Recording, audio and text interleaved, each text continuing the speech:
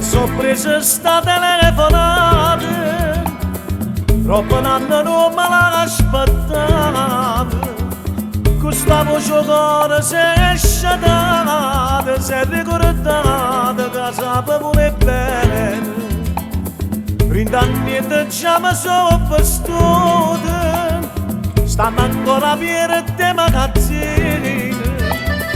T'ha regalato una rosa rossa, rossa passione, come questo amore.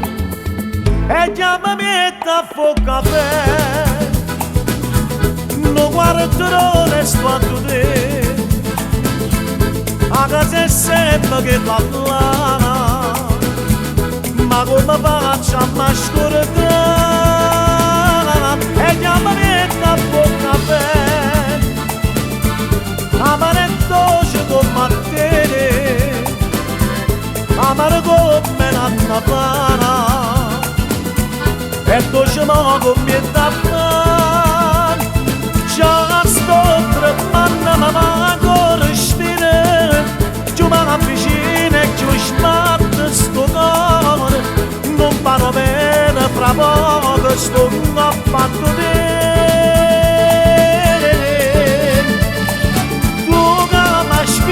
La porta appannata e cada rosa che faccia accattate, mentre mi abbraccia si sentono ancora i capelli.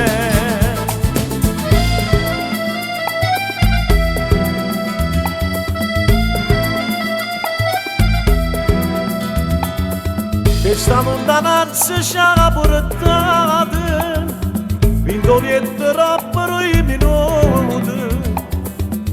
Danno la sta spogliata e sti devo che si facciano i caffè. E chiamami e t'affo caffè, non guarderò nel sguardo te, a casa è sempre che parla, ma come faccio a mascordare? E chiamami e t'affo caffè,